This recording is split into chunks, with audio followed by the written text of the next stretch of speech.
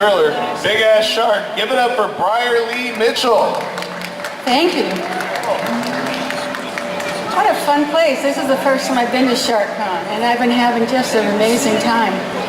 So thank you for coming down here today. There's lots of great exhibits.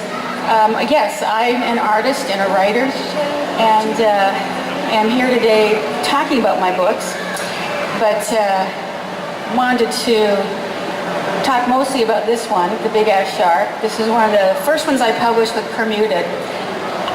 The title was the publisher's idea, and at first I was like, really? We're going to go with that one? But he said, oh, people will remember it, and they tend to. So I went with it. I said, okay, we'll call Big Ass Shark. That one will definitely go with that. So where did it come from? Why did I start to write this book? About 20 years ago, I was still living in Los Angeles, working in the entertainment industry, and I saw an ad for fossil shark teeth. And I went, oh my God, that's so cool. So I bought a megalodon tooth. I'd never heard of a megalodon. And this thing showed up in a box wrapped in bubble wrap, and I wouldn't take it out of the bubble wrap for like 3 days. It just freaked me out seeing this huge tooth about the size of my hand, and I just kept imagining the creature that tooth came from. And my dogs kept barking at it, trying to get it off the counter. They're like, oh, let us rip into that. 3 days later, I opened it up, and here's what it was. And this inspired me to really start to look at, well, what is a megalodon? What is that animal? Where did it come from? What did it do when it was here? So I started to do research. There's the little guy there on the bottom. You can see how big and small he is. And really started to try to figure out, how did these fit in the world? What did they do here? Are there any still left? Because that was the lore, kind of like the Loch Ness Monster. You know, people think it might be out there. The interesting thing is, though, and I actually had the proof in my hand, they were here. There were megalodons about the size of a school bus running around the world eating whales. The thing that we know about them is that they lived in shallow waters, they liked warm water, they liked coastal areas where they would breed and have their pups. And then you start to read the lore. The lore has to do with, oh, I saw a megalodon. Oh, I swear it was a megalodon. I've seen them. I know they exist. I know they're here. And some of the proof of it is, well, yeah, there's coelacanths.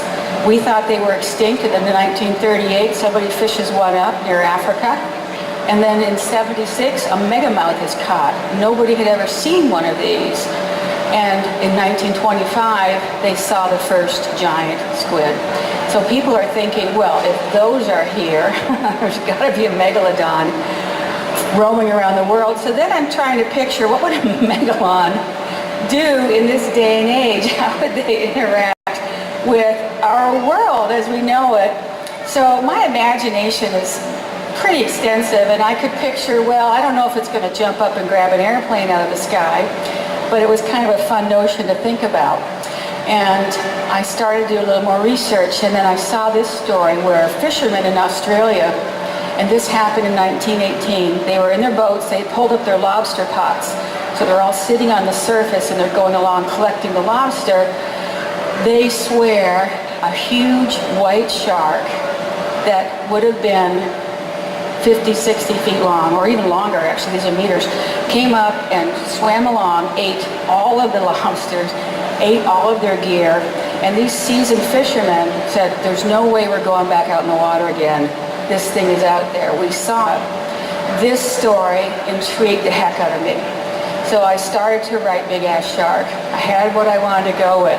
She was a she, it was a girl, and she was very pale in color. And her nickname was Ghosty, because the scientists called her Ghosty because she was so pale. I originally wrote it as a script because I was living and working in Hollywood. You know, okay, I knew a bunch of producers, started shopping it around, and then a publisher said, well, we want to buy your book. I said, okay, there it is. He said, no, that's a script. You need to write the book. So I adapted the novel from my script, and I had a wonderful time doing it. This was the original title, Ghosty. The publisher said no, even though that's her name in the book, people are going to think the book's about the paranormal. So I said, okay, and that's when they went with the Big Ass Shark. Yeah. That was was the list I sent over, and I thought, oh, that's funny. I'll put Big Ass Shark in because there was a movie running on Sci-Fi then called Big Ass Spider. I went, oh, okay, that's funny as hell. So I put that over there. And then, boy, the laugh was on me when he sent me the cover for the book, and there it was. I was like, oh my God, I've written a book called Big Ass Shark. Well, okay, there you go. I celebrated my book coming out by going to commune with the sharks. And that's actually me there, gripping, it's a good thing I had the black gloves on because you couldn't see how white my knuckles were as I'm gripping the side of the shark cage there. I'm 36 miles off the coast of San Francisco here, near the Farallon Islands, and great whites there are about 18 feet long. So I'm floating around, and every time I drop below the water, you could see in the distance, it looked like, a moving van was going by under the water, and it was the sharks, huge, and I wasn't afraid of them. The thing that worried me the most was trying to breathe with the hookah mask, because I'd start to feel like I was not getting enough air. But I finally went down and I did it, and I'm glad that I did, and I was very happy to have communed with my sharks. A little bit about me. I'm from Canada,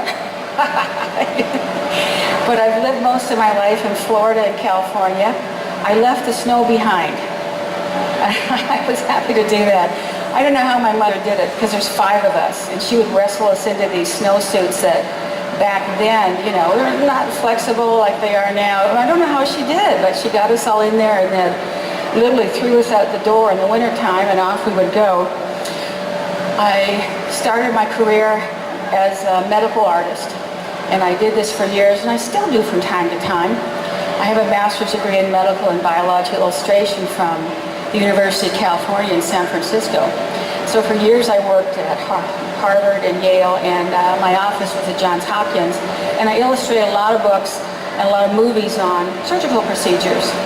Then I moved back to California, and I started to segue into the entertainment industry. There was a huge call for artists. There weren't enough there. I mean, I'm at home working on a book on surgical procedures, and Warner Brothers called me and said, can we hire you over the phone? We need artists over here. I went over and looked at the studio, and they said, here will be your office. This is the show we want you on. It was Sylvester and Tweety Mysteries. I said, oh, this is way too much fun. So I went ahead and went to work for Warner Brothers, did for years, and did stuff like this, were fun, colorful, cartoony. I worked on that show on Pinky and the Brain, and then I went and worked on animated features. I worked on Quest for Camelot, and then The Iron Giant, which was a wonderful movie to work on. And after that, I went back to more of my educational roots and was working in educational games. And then the Art Institute hired me to teach people how to do what I did. So I've been there for about 14 years now, specializing in photorealistic work. And I started to get offers from publishers to write. So I produced this book, which is a textbook on game design, and this has been out for a little while. This is what I teach people to do at the Art Institute. I teach them how to create assets for games in 3D, and I teach them how to use game engines like Unreal and Unity. And this is my job. This is my job. This is what I do while I'm working on the writing, and I still write. I write every day. This is the kind of work I do for myself. This is the paintings that I do for me. And this is a painting I did with an airbrush, and it is one of the series I did for the Air Force. I'm a member of the Air Force art program. What I do is the Air Force will ask me to produce a painting every 2 years, and I give it to them. I'm happy to do it. Here you go. Here's your painting. They go into the National Archives. That's one of them. This is another one. This one hangs in the Pentagon and occasionally goes over to the Smithsonian, and National Geographic borrows it from time to time. So I asked them, will you take me to Antarctica? My hand's up, I'm waving from the back of the room, please, I want to go to the ice. So it took me 2 years of lobbying the head of the Air Force and the head of the National Science Foundation, and finally after 2 years of my knocking on the door, they said, we're going to take her to Antarctica. I said, thank you, but please don't leave me there. Will you bring me home? And so, yeah, they took me down there. Those are 3 of the pilots who I was flying with. In the background, you can see our plane. big 800,000-pound star lifter. Behind that is a frozen volcano called Mount Erebus. It's active, it plumes steam all the time, and I had an amazing time there. There's me with the rest of my crew. We are standing on 8 feet of ice. Below that 8 feet, it's 1,500 feet to the bottom of the ocean. And as we got off the jet, they let me off first. I said, let her off first. And I'm looking down, there's cracks everywhere. And some of them were gushing water, and I said, get back on the plane, get back on the plane. We have to leave immediately. And they said, no, they wouldn't let me back on the plane. I said, it's normal, we're fine. And I did 3 flights down there. It was amazing. I would go back in a heartbeat. I'm a civilian. This was the other civilian with me, Jim Cameron. So Jim and I are running around New Zealand and Antarctica for 3 weeks together. And this is one of the pictures of him from the South Pole. And we had an amazing time. And Jim and I got to be pretty good friends. Now the work I do, I volunteer some of my time as well. I think it's important. I've had a wonderful life and I have an amazing career, and I give back the best way I know how. I train search dogs. And this is one of my dogs, that's Barty. He's a wonderful yellow lab, and we're working on a boat training him. This is the dog who I work now on actual searches. His name is Thor. Thor is a cadaver dog, and we get call-outs from the police or the FBI who will say to me, can you bring your dog? We're on a case. Up all the way, I go as far as North Carolina, and I go out for a couple of days working with law enforcement to find the missing. And one of the cases I was on last year, November, we found him, and it was great to be able to meet the family, and they knew that they finally found their son. So this is the volunteer work I do, and I love it. I absolutely love working with my dogs. A friend of mine named Jack Keeley is an amazing artist. He loves to draw me cartoons of me, and has me writing away. That's actually a typewriter, in case those of you who haven't seen one can see that. And Jack and I, there's me in my shark suit. Jack and I co-wrote a series of books together called The Whistlebrass Mysteries. These are written for young adults, huge amount of fun. The next one's coming out in October, The Whistlebrass Storm Watcher. And we work on those together. But these are some of the other books that I've also written. Dark Lights, it's a great intense sci-fi thriller from the Bahamas. I spent time there when I was in college and got to know the islands, and it was great lore, great ideas for stories. Walking on Mars is a large series of books based on the time I spent in Antarctica. So I created a fictional character, but what she's doing down there I had done when I was there.